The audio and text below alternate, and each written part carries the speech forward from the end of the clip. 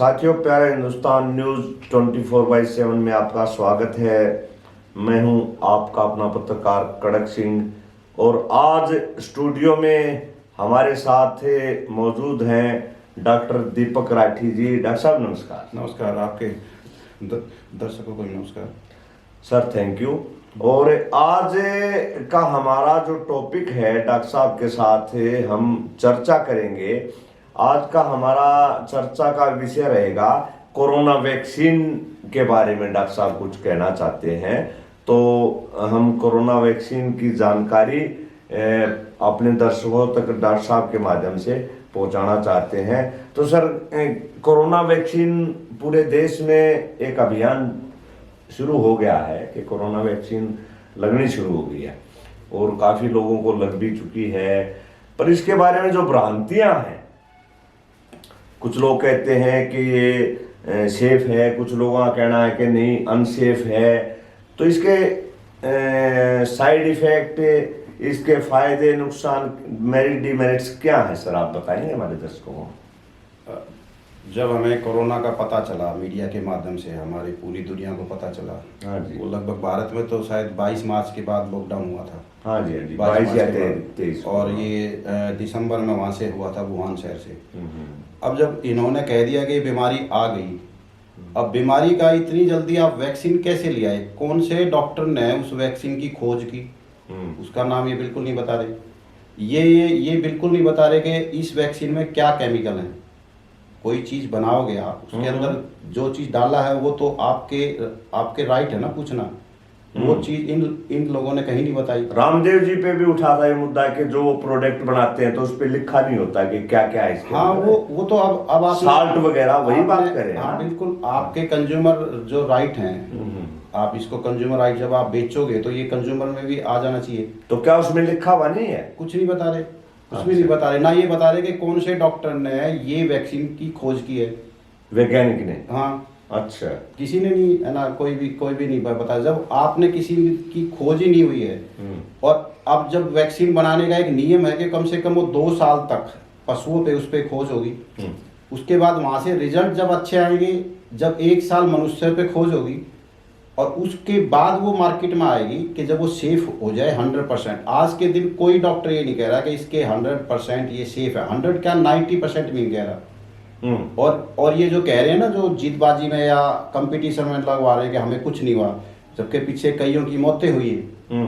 आपका इनका जो पोस्टमार्टम नहीं हो रहा, और आपकी जो रिपोर्ट बता दी कि उसकी मौत, ना, एक वहाँ का डॉक्टर था, वहाँ का एक हेल्थ वर्कर था, हार्ट अटैक से बताया गया। हार्ट अटैक से बना दिया उसको, ब्रेन हेमरेज बता दिया।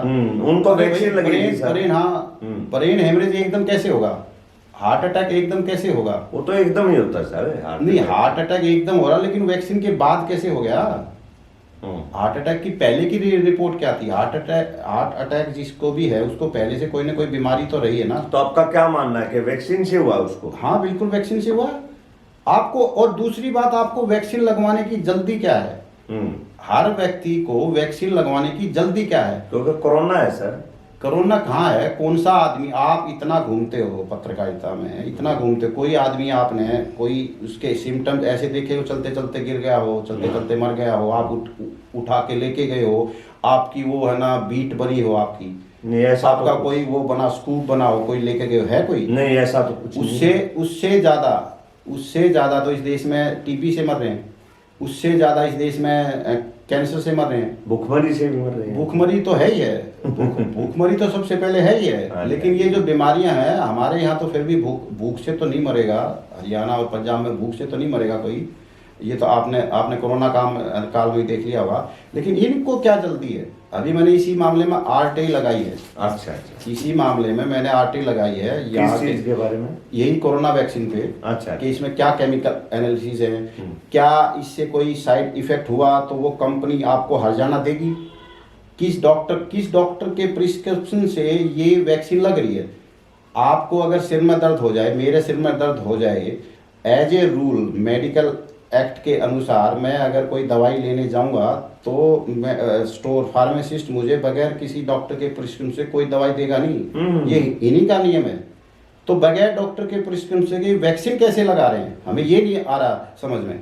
नहीं सर, डॉक्टर सलाह नहीं दे रहे क्या? कहाँ दे रहे वैक्सीन हैं? आप लगवाने क्या की? डॉक्टर लिखेगा? क्या आपका कार्ड बनेगा? नहीं, वैक्सीन कार्ड तो नहीं बनता। क्यों? क्या डॉक्टर, किस डॉक्टर के साइन होंगे उस पे? तो क्या मेडिसिन का जो यहाँ पे एमडी किए हुए हैं मेडिसिन के, या सर वो पहले देखो, मैं रोकूंगा एक मिनट। जो पहले वैक्सीन लगती है बच्चों को, हाँ। जो नवजात शिशु होते हैं, हाँ हाँ तो उनके क्या उसके बारे में भी नहीं नहीं लिख के देते लगते। डॉक्टर? ऐसा एक इंजेक्शन लगता है गर्भवती स्त्री को और 28 इंजेक्शन लगते हैं बच्चों को। ठीक है। और वो बच्चों कह रहे हैं कि इनसे बीमारियां दूर भागेंगी। आप सर्वे उठा के देख लो, हर साल बीमारी का रेशो बढ़ रहा है। आप वैक्सीन लगवा रहे हो, उसके बावजूद भी बीमारी बढ़ रही है, तो कारण क्या है? किसी डॉक्टर ने सर्च किया क्या? क्या वैक्सीन तो कारण होना चाहिए ना उसका। जब आपको वैक्सीन लग गए, पोलियो के बाद भी पोलियो के पेशेंट आ रहे हैं। वहाँ की हेल्थ मिनिस्टर ने बताया था कि पोलियो में दवाई में गड़बड़ थी। और जो वैक्सीन बन रहे हैं, जो वैक्सीन बन रहे हैं उनमें लगभग सभी में गाय की या सूअर की चर्बी है। अच्छा। उसके अंदर मांसाहारी है। आप एक अच्छे खासे बच्चे को वैसे ही मांसाहारी बना रहे हो उसके अंदर। और उसके अंदर जो वैक्सीन अभी तक मार्केट में है, पोलियो की वैक्सीन है तो उसमें पोलियो का वायरस है, वो उसमें टीबी की वैक्सीन है तो टीबी का वायरस है। जिस चीज की वैक्सीन है उसमें है ना, रूबेला का है ना वैक्सीन है तो रूबेला का वायरस है। रोटो वायरस है ना, रोटो वायरस क्या है तो उसमें वही है, रोटो वायरस है।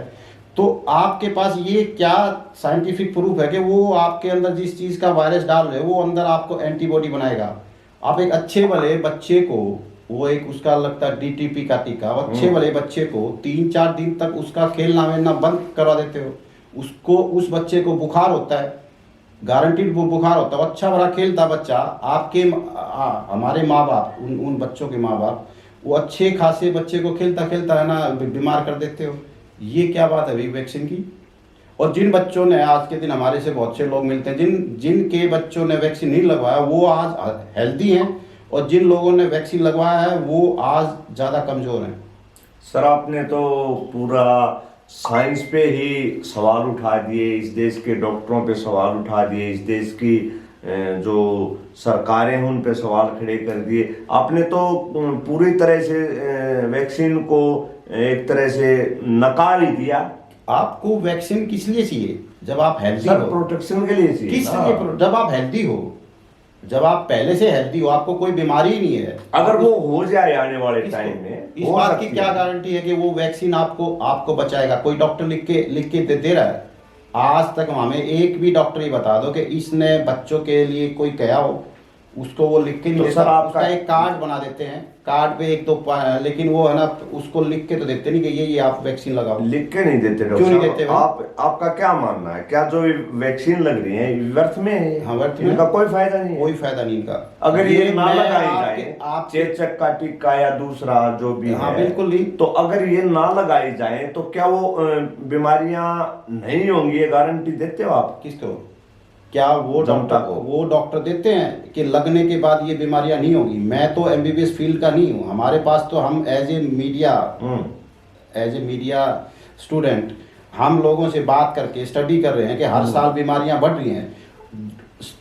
लिख के डॉक्टर को देना चाहिए, जो एमबीबीएस एमडी कर रहे हैं उनको लिख के देना चाहिए या मेरे को देना चाहिए? सर लिख के तो या नहीं कोई देते, पर वो कोई उनका साइंटिस्ट को कहना, देना चाहिए। सर उनका कहना ये है कि कहने से आप तो- ये कह तो मैं भी लगवाइए, रहा ये हूं। बीमारियां नहीं होंगी आप। कह तो मैं भी रहा हूँ कि वैक्सीन मत लगाओ, इससे बीमारियां ज्यादा होंगी।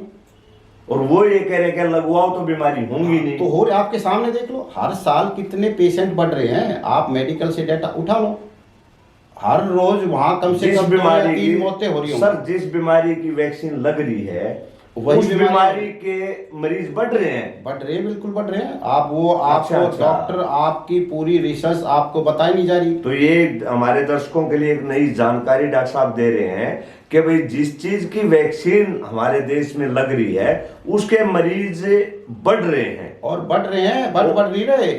जिसको, अगर किसी प्रेग्नेंट वुमेन को आप वो इंजेक्शन लगते हैं तो आपके बच्चे की एमआर मेंटली रिटार्डेड बच्चे पैदा होने की संभावना बढ़ रही है। अमेरिका में ऑटिज्म के बच्चे हमसे ज्यादा हैं। अमेरिका में 32 वैक्सीनेशन है, हमारे यहाँ 28 ही हैं।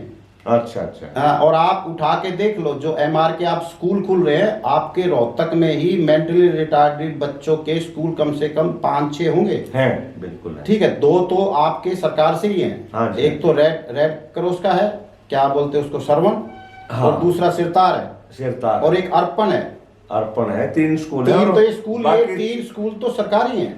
5 मतलब सरकार से ले। 4-5 स्कूल वैसे भी 4-5 वैसे हैं। तो अब आप डाटा उठा लो कि कितने बच्चे आपके एमआर है, मेंटली रिटार्डेड है, उनको ऑटिज्म है, वो अलग अलग है उनके। तो क्या उसकी जिम्मेवार वैक्सीन है? और क्या वैक्सीन है।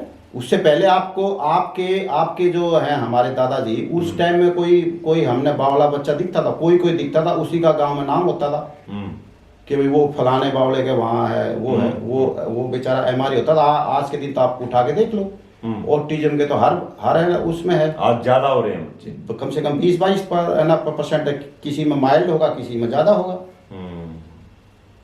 आप ये किस बेस पे दे रहे हो? जब एक बच्चा अच्छा भला खेल रहा है, अच्छा भला कूद रहा है, सब कुछ खा रहा है, उसको आप जबरदस्ती वैक्सीनेशन लगाने का कौन सा तुक है? और जबकि डॉक्टर लिख के नहीं दे रहे कि इससे ये बीमारी ठीक होगी, कोई नहीं लिख के दे रहा। आप मेरे को कह रहे हो ना कि आप ये बात कह रहे हो, मैं तो बीइंग ए मीडिया स्टूडेंट कह रहा हूँ, वो तो मेडिकल स्टूडेंट है। उन्होंने 5 साल एमबीबीएस किया, 2 साल एमडी किया, उसके बाद एक आधा डिप्लोमा भी किया होगा, फिर उसके बाद वो हर रोज मेडिकल है ना फील्ड में रह रहे हैं। चलो सर, गारंटी तो ना दे, पर प्रिस्क्रिप्शन तो देना चाहिए उनको। लिख वो के भी कोई नहीं नहीं दे देगा, रहे। लिख के कोई नहीं देगा। गारंटी तो देखो किसी भी चीज की कोरोना नहीं है। वैक्सीन का कोई डॉक्टर लिख के नहीं देगा सर, कि मैं आपको गारंटी दे रहा हूं। तो कोई भी ऑपरेशन होता है या कोई भी पहले सिग्नेचर करा लेते हैं डॉक्टर। ऑपरेशन एक दूसरी बात है।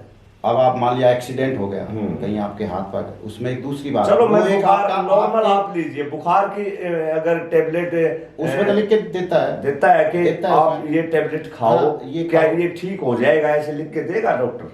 गारंटी तो उसमें भी नहीं लेता इसका ना। उसमें कम से कम उसमें ये तो एफर्ट्स होता है कि वो कोशिश कर रहा है, वो लिख के तो देता है ना दवाई। हाँ, लिख के देता है। दवाई तो लिख के देता है, लिख के ही नहीं देता। देगा ही नहीं।